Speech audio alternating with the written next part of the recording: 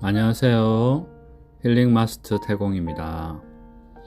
이번 시간에는 힐링학 개론 명상 이야기 네 번째 시간을 하겠습니다. 자, 이제 우리는 우리의 평화로운 세계로의 내적 여행을 시작하게 된다. 성난소처럼 고삐 뿔린 망아지처럼 자충우돌하던 우리의 에고는 이제 집으로 돌아갈 것이다. 우리의 애착으로, 욕망으로 긴장되어지던 우리의 에고는 쉴 줄 모른다. OECD 국가 중에서 행복지수 최하위의 우리나라 상태가 더욱 그러하다.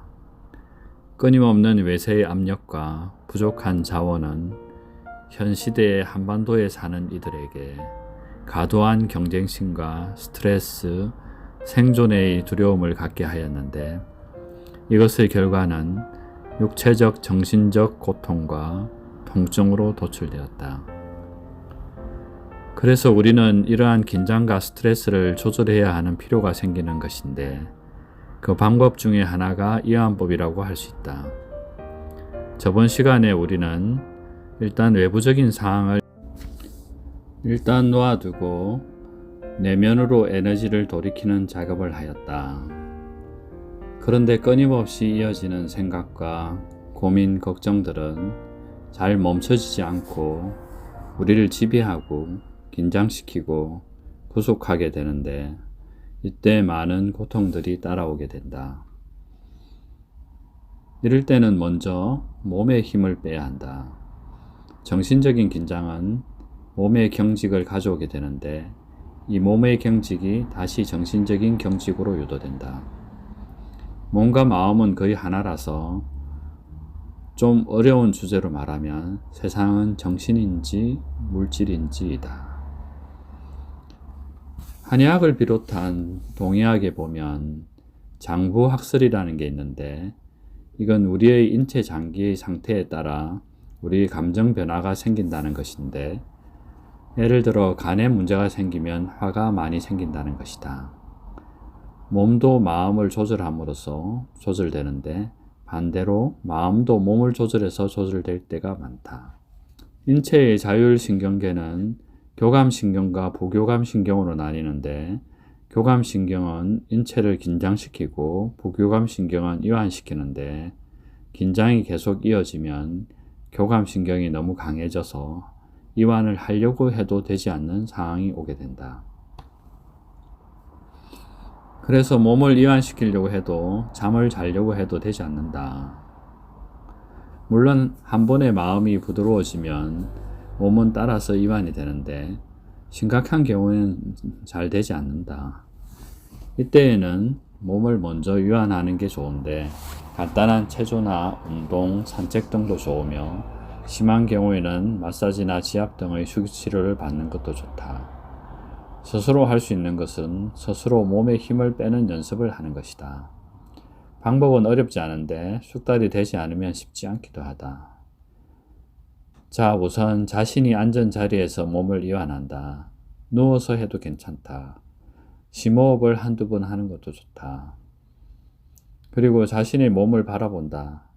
그냥 마음으로 몸을 관찰한다고 생각하면 된다. 그럼 분명 자신이 불편한 부분이 나타난다. 몸이 반응을 보내는 것이다. 몸은 우리에게 계속 신호를 보내는데 대부분 우리는 여러 가지 이유로 그것을 무시 내지는 알아채지 못하고 살고 있는데 고요히 몸을 관찰하면 몸은 반드시 가장 문제가 있는 곳을 나에게 알려준다.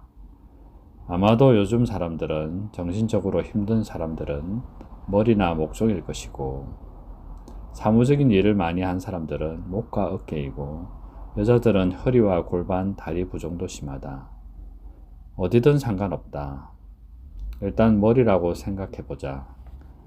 머리가 복잡한 사람들은 머리에 쥐가 내린다고 하는데 아마 한 번쯤은 경험해 보았을 거라고 생각이 된다.